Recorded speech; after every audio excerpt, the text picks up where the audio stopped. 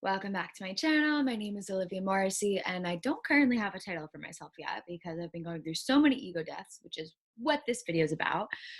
But, and I work with women, and it fills my heart. I also write a lot, and I study self development, spirituality, and the lifelong journey that is healing. So, here it is, folks.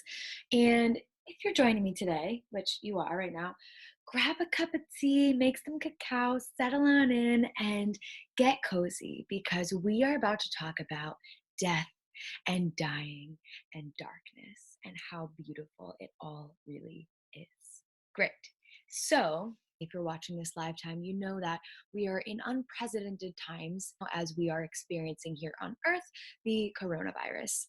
And if you're not watching this live time, it's about end of March 2020, and all of us are being asked to go inside, go inward, be locked up in our own homes with our families or whoever we live with, and be in very close quarters. And we're actually being asked and also forced to finally look at all of our stuff. So if you're wondering what the stuff is, go back and visit video 1. That was all about how we all have stuff to unpack from an inner child experience and from life, just because we're alive, right? We all have traumas and unloved to unpack. So back to present day, we're all quarantined, we're all being forced to look inside. And really the message that's really coming through for me right now is that this is a global phenomenon right now where we are being asked on a spiritual, universal, collective level to reclaim the darkness, to resanctify the darkness. And to be even more clear, not that I feel that we're all being asked to clean it up ourselves, but we're being asked to go inward on our own personal journeys in the dark depths that we have been avoiding within ourselves for a very long time. And through this process, we will eventually automatically learn and remember and to understand how sacred truly the darkness is. So it happens automatically, right? It's not, there's nothing that we have to do. We are being done. So as we go inside, as we finally feel all the feelings that we've been avoiding, feel all this time, we are being done, right? Love is the transformer. We don't have to do anything. We just get to feel and be. We just get to be love. Love does all the work. Okay, so sacred death and sacred dying. What do I even mean by that? What do you mean, Olivia?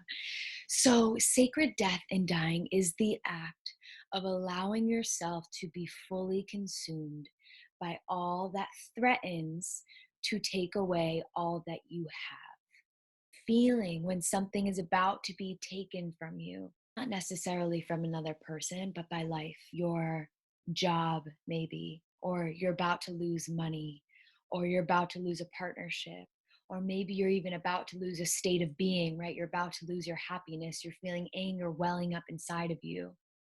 Anytime that you are clinging onto something, anytime that you are grasping onto something that you do not want to go, right? And what happens when we're clinging to something? Our hands are closed, we're forming fists, we're fighting life.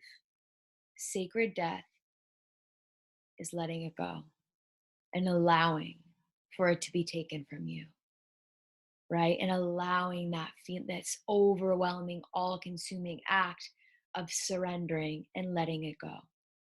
The longer that we stay attached and clinging on to different aspects, the longer it will take us to let go, right? And reach death and allow ourselves, or at least a part of ourselves, to die. And what happens when we finally allow ourselves to die is we realize that we are nothing. Nothing. We're not our jobs. We're not our emotions. We're not our money or our family, our diet. We're not our body. We're not anything, right? Especially when we die physically, we realize, well, shit, I definitely was not my body because I'm still up here floating or whatever your beliefs are.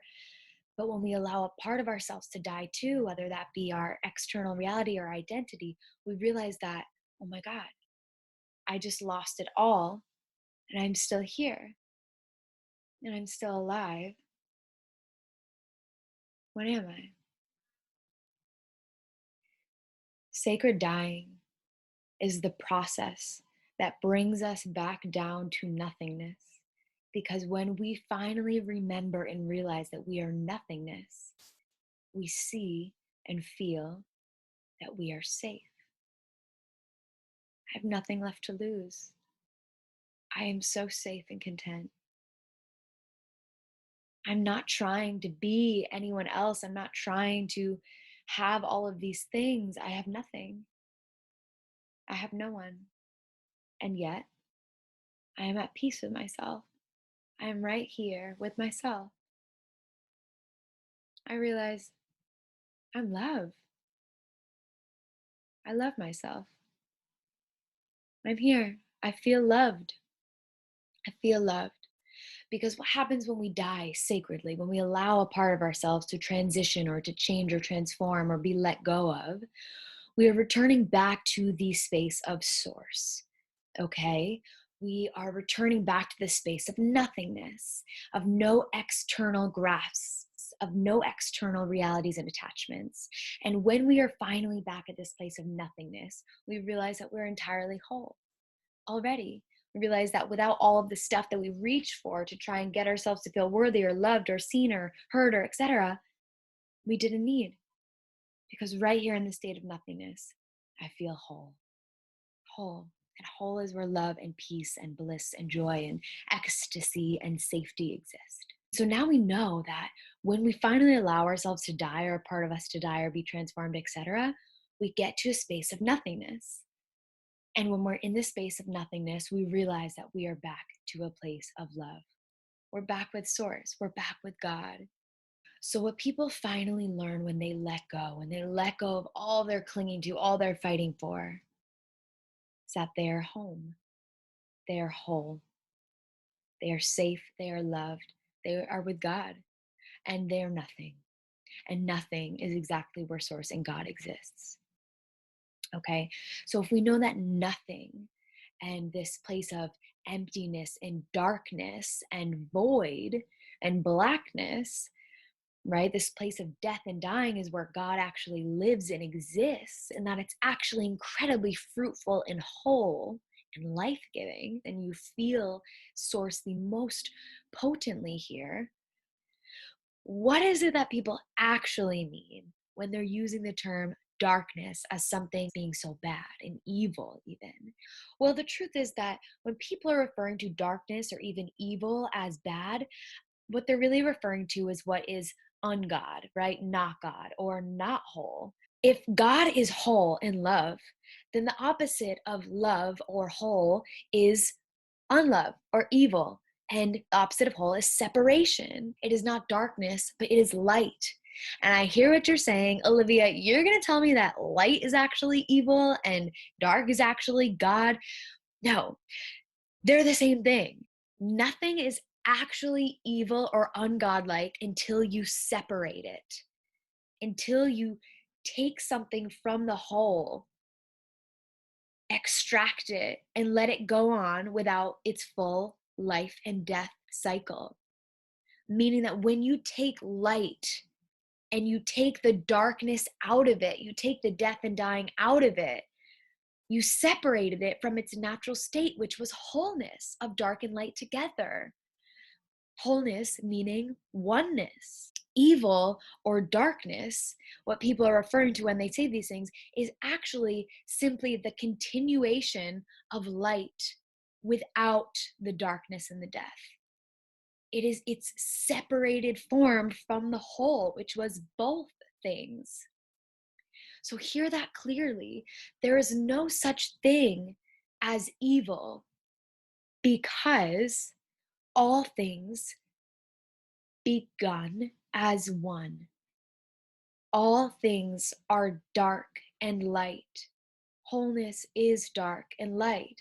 God is dark and light. Evil exists when we take life out of its natural state and form of wholeness and separate it. Evil truly means separatism. So sacred death is returning to the cycles of wholeness and oneness. It is taking all that was extracted and separated out of fear of dying and being rebirthed and letting go, of clinging to all that we attach to. Sacred death and dying is returning the pieces back to the whole, so we see the full picture again as godlike, as sacred also, and reverent also, as divine, which it is.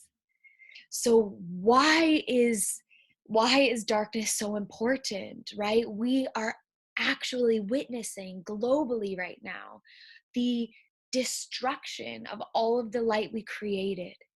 So when we think about our societies, technology, artificial light from our phones, our screens, right? Keeping us later up at night, keeping the light always on, keeping it always moving, neon signs and advertisements, nightclubs have developed medicine to live longer. Our women are overworking.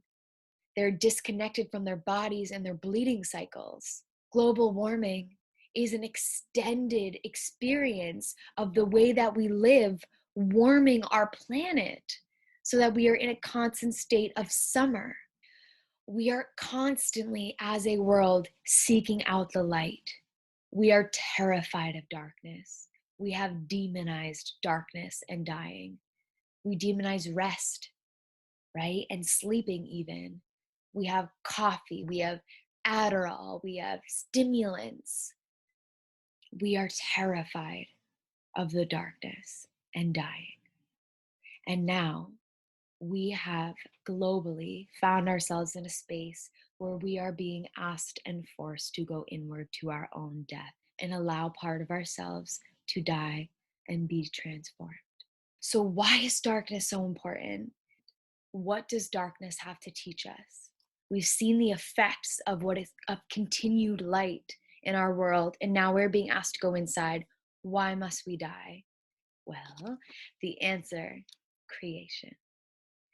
All of life begins in the darkness.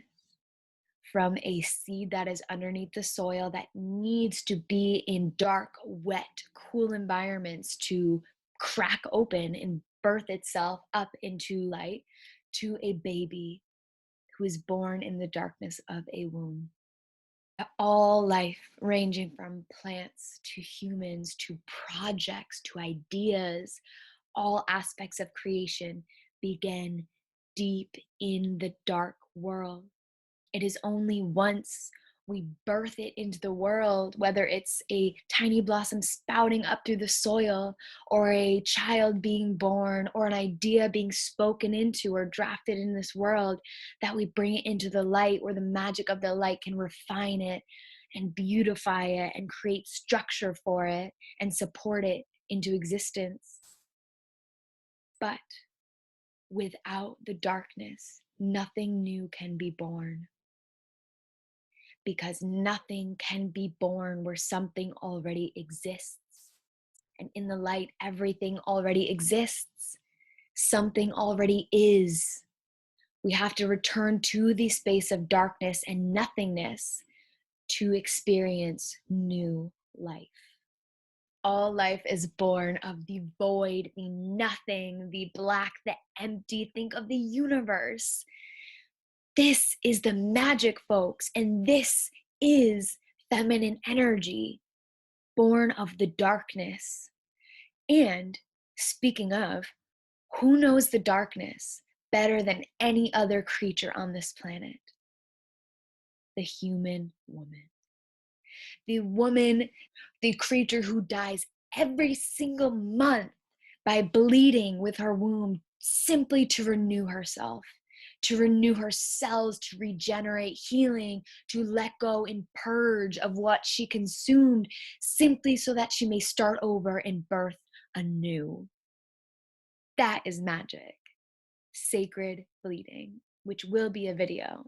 Resanctifying death and darkness is not so that we bring darkness above the light. That is not what we're here to do anymore, folks. That is still, in many ways, separatism, separation, and evil or unlove, ungodlike. My call to you and my call to the collective is to reinstate darkness and lightness as one. It is to remember how we honor darkness and respect and pray and vow to darkness as equal to the way that we pray and honor and vow to light. We cannot have one without the other. One without the other would mean unwholeness. We are here to be whole. We are here to be love. We are here to be God. We are here to be divine beings. and to experience divinity. And my call to you all in this time of going inward is allow yourself to be consumed, allow yourself to be swallowed, be eaten, let go. When you feel yourself fighting, remember to release. This is where the magic is. And only then will you realize how safe, how loved, how whole, how divine you are in your nothingness. So bless you all. Take care. Happy season of death and dying to you all collectively. Sisters, happy bleeding to you whenever it is you are bleeding. Stay tuned to my sacred menstruation video coming soon, and blessings on all of you to be with this feminine, sweet feminine energy of darkness in these beautiful restructuring, regenerating, rehealing, restful times. Take care.